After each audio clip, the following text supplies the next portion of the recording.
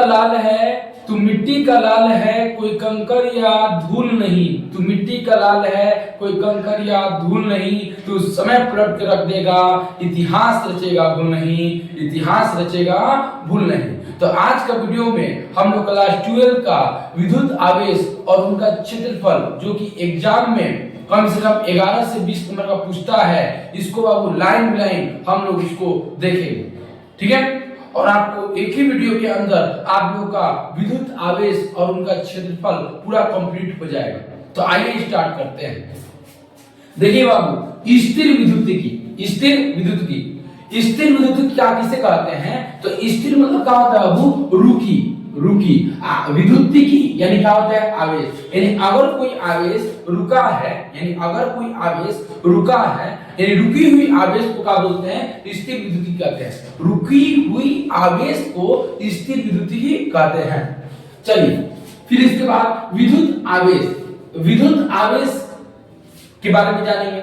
विद्युत आवेश किसे कहते हैं? तो बोलेंगे विद्युत क्षेत्र एवं चुंबकीय क्षेत्र। यानी क्या होता है कि बोलेंगे कि विद्युत आवेश किसी वस्तु के कारण अगर विद्युत क्षेत्र, अगर विद्युत क्षेत्र, अगर चुंबकीय क्षेत्र, अगर विद्युत क्षेत्र, अगर चुंबकीय क्षेत्र उत्पन्न होता है, उसको हम बोलते हैं विद्युत आवेश कहते हैं।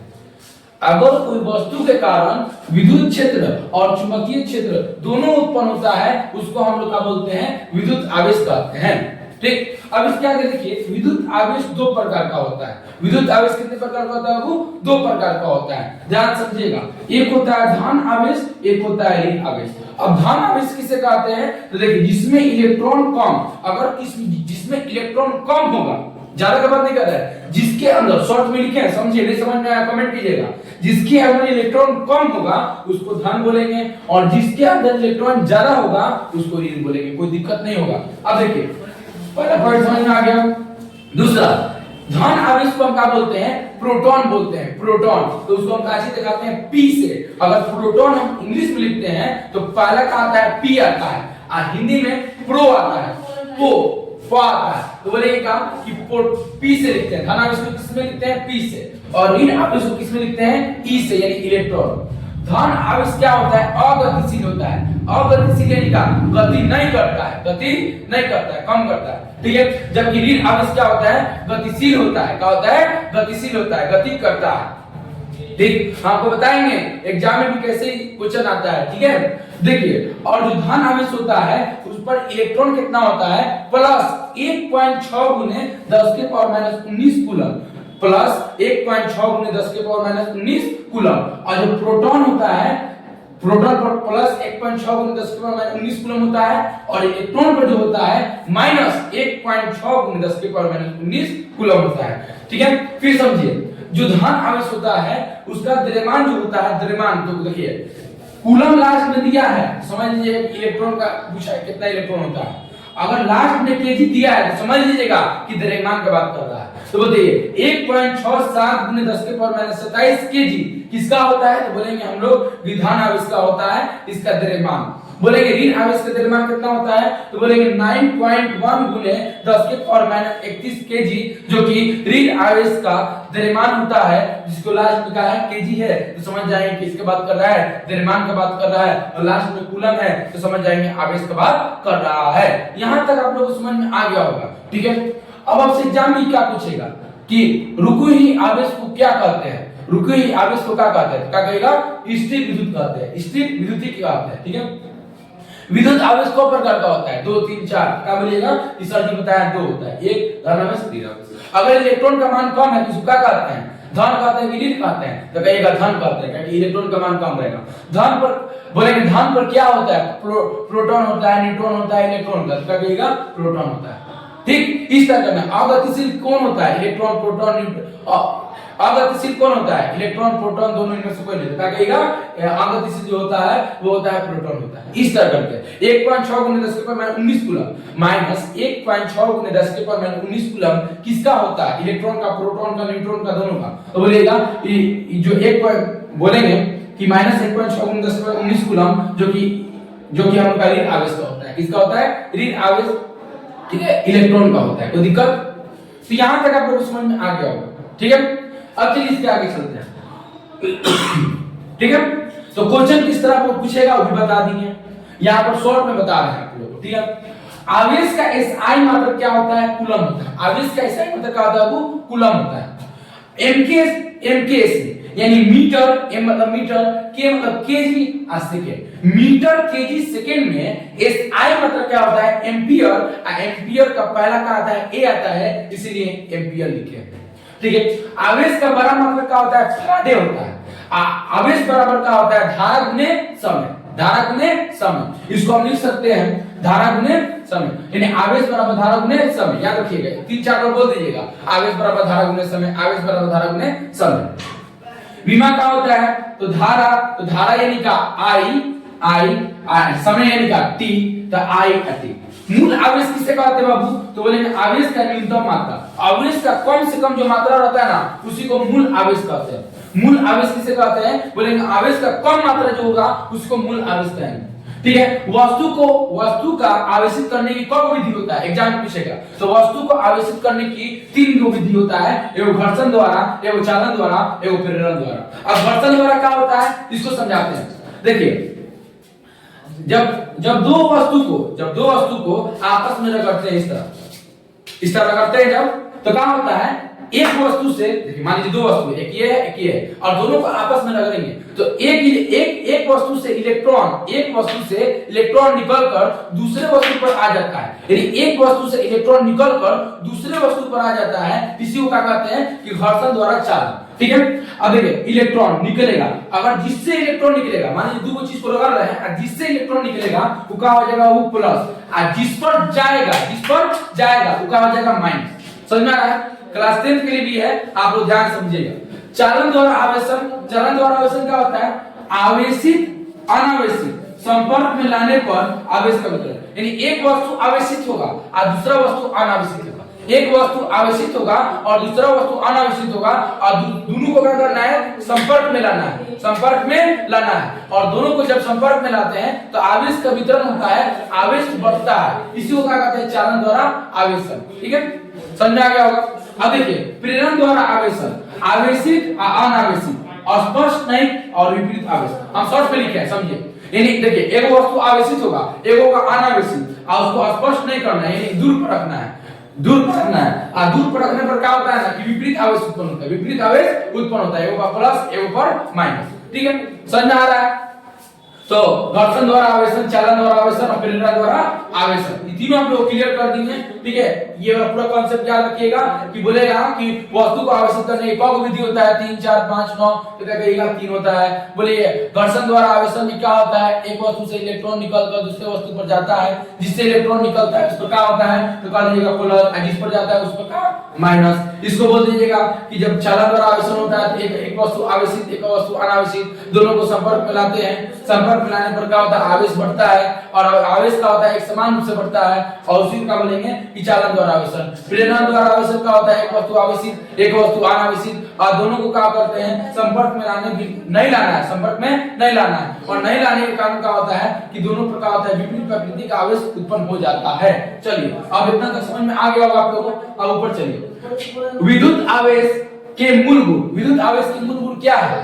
तो देखिए, विद्युत आवेश के मूल गुण 3 होते हैं। विद्युत आवेश के मूल गुण 3 होते हैं। एक होता है आवेश का योजिता, ठीक है, Q बराबर Q1 plus Q2 plus Q3 minus Q4 Q5, यानी सभी आवेश का योग करेंगे ना तो आवेश का योजिता कहलाएगा, ठीक है। आवेश संरक्षण सिद्धांत, आवेश को ना ही उत्पन्न कर सकते हैं, याद रखिए, आवेश को ना नष्ट ना उत्पन्न, समझ में आ जाएगा। यानी आवेश को ना ही उत्पन्न किया जा सकता है, ना ही नष्ट किया जा सकता है, इसे केवल एक वस्तु से दूसरे वस्तु में क्या किया जाता है? स्थानांतरित किया जा सकता है। आवेश का कोटीकरण क्या होता है? Q बराबर क्या होता है? Ne, और Q बराबर Ne, n का मान 1 2 3 4 5 6 7 हो सकता है, बाकी बट्टा में नहीं हो सकता है। 1/3 1/4 1/5 नहीं हो सकता है, बाकी n का मान 1 2 3 4 5 हो सकता है। अब चलिए, कूलम का नियम क्या होता है? तो देखिए, कूलम का नियम क्या कहता है? दो बिंदु के बीच में लगने वाला बल, तो दो बिंदु के बीच में लगने वाला बल, तो Q1 × Q2 Q1 into Q2 बराबर F समानुपाती होता है। इन दो बिंदु के बीच में लगने वाला बल दोनों बिंदुओं के बीच के समानुपाती होता है। तो दो बिंदु के बीच में लग रहा है और उसके बीच के दूरी के वर्ग के समानुपाती होता है। F समानुपाती 1/r²। समीकरण 1 समीकरण 2 दोनों से जाएंगे, समीकरण 1 और समीकरण 2 से, तो बोलेंगे F समानुपाती Q1 into Q2/r²। अब F का F जब समानुपात का चिन्ह हटाते तो क्या देते हैं K के देते हैं और Q1 into Q2/r²। K का मान क्या होता है 1/4πe0। K का मान क्या होता है 9 और K का इस I मात्रक का होता है न्यूटन मीटर स्क्वायर और बटा कूलम स्क्वायर। E0 का मान क्या होता है 8.85 × 10⁻⁻12 कूलम का स्क्वायर बटा न्यूटन मीटर का स्क्वायर बोलेंगे। ठीक है, इतना समझ आएगा। I0 का विमा क्या होता है n के पावर -1 a के पावर 2 l के पावर -3 और t के पावर 4। इस सब क्वेश्चन आपको बोर्ड एग्जाम में आता है, आप लोग रिक्वेस्ट कर रहे हैं, इसको अच्छा से देख लीजिएगा। ठीक है, इसके आगे चलते हैं। आपेक्षिक विद्युतशीलता किसे कहते हैं तो बोलेंगे E R बराबर क्या होता है मध्यम की विद्युतशीलता यानी E और निर्वात की विद्युतशीलता के अनुपात को क्या बोलते हैं आपेक्षिक विद्युतशीलता बोलते हैं। यहां तक आपको समझ में आ गया होगा, ये वाला पूरा आपको समझ में आ गया होगा ये वाला। अब आइए इस पर चलते हैं। आवेश का वितरण यानी आवेश का बंटना, आवेश का बंटना, आवेश का बंटना। तो आवेश का दो हिसाब से बढ़ता है, एक होता है सतत वितरण, एक होता है असतत वितरण। सतत में क्या होता है समान रूप से आवेश बढ़ता है, समान रूप से आवेश बढ़ता है। अगर समान रूप से आवेश बढ़ता है उसको बोलते हैं सतत वितरण और असमान रूप से आवेश बढ़ता है तो उसको बोलते हैं असतत वितरण। अगर आवेश समान रूप से बढ़ रहा है उसको बोलेंगे सतत और आवेश असमान यानी एक ऊपर एक नीचे इधर उधर बढ़ रहा है उसको बोलेंगे असतत। ठीक है, अब देखिए सतत आवेश का वितरण तीन प्रकार का होता है। सतत आवेश का वितरण तीन प्रकार का होता है। एक होता है रेखीय आवेश का वितरण, एक होता है पृष्ठीय आवेश का वितरण, एक होता है आयतन आवेश का वितरण। समझिए, प्रति लंबाई में आवेश की मात्रा को रेखीय आवेश का वितरण कहते हैं। ठीक है, प्रति ठीक है, यहाँ पर प्रति क्षेत्रफल पर आवेश के परिमाण को प्रति क्षेत्रफल पर आवेश के परिमाण को पृष्ठीय आवेश का वितरण कहते हैं। प्रति एकांक आयतन में उपस्थित आवेश के परिमाण को हम लोग आयतन आवेश का वितरण कहते हैं। इस तरह वो परिभाषा आप लोग दे दीजिएगा। तो ये क्या बोलेंगे कि प्रति लंबाई में आवेश की मात्रा को क्या बोलते हैं रेखीय आवेश का वितरण को बोलते हैं। प्रति क्षेत्रफल में आवेश का परिमाण को हम पृष्ठीय आवेश का वितरण कहते हैं। प्रति आयतन में आवेश के परिमाण को हम लोग आयतन आवेश का वितरण कहते हैं।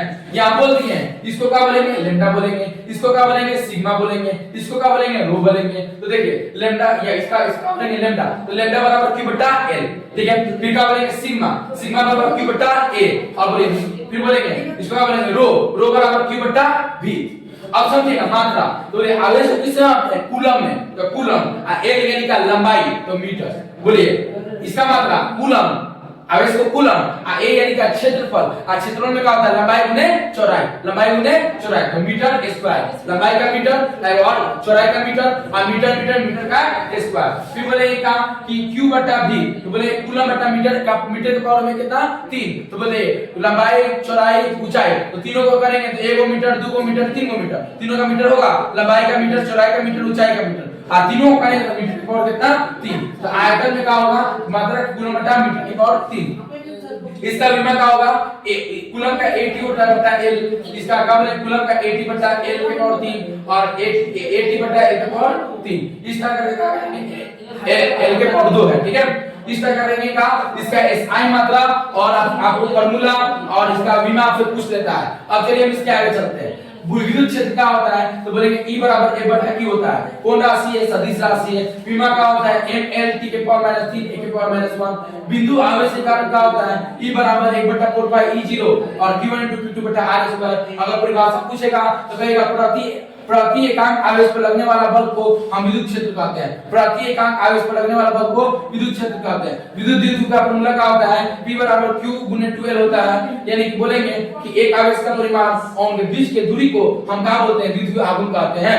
ठीक है, विद्युत द्विध्रुव आघूर्ण कहते हैं। ये कौन राशि है सदिश राशि है। विमा क्या होता है ATL होता है। दिशा क्या होता है तो बोलेंगे माइनस से प्लस की ओर होता है, माइनस से कहां होता है प्लस की ओर होता है। सदिश रूप क्या होता है तो याद रखिएगा सदिश रूप में इसको क्या बोलेंगे, तो बोलेंगे p सदिश यानी p वेक्टर बराबर q वेक्टर आगुने 2l वेक्टर। यानी पूरा कंप्लीट कर देना है आप लोग का एक लेसन का, और कम से कम इससे 11 से 20 11 या तो 20 नंबर से आपको क्वेश्चन इससे आता है। चलिए, एक समान विद्युत क्षेत्र में लगने वाला बल, तो हम इसको क्या बोलेंगे, टार्क। क्या बोलेंगे, टार्क। टार्क बराबर क्या होता है, BE sin theta, BE sin theta. तो इस वीडियो के अंदर हम स्पीड में बताए हैं, क्योंकि आप लोगों को समझ में आया होगा तो कमेंट जरूर कीजिएगा, ठीक है। इस वीडियो के अंदर पूरा कॉन्सेप्ट आप लोग क्लियर कर दिए हैं, कम से कम 11 से लेकर 20 नंबर आप लोग क्लियर हो जाएगा। अगर समझ में नहीं आएगा तो आप लोग कमेंट जरूर कीजिएगा। तू मिट्टी का लाल है, कोई कंकर या धूल नहीं। तू मिट्टी का लाल है, कोई कंकर या धूल नहीं। तू समय पलट कर रख देगा,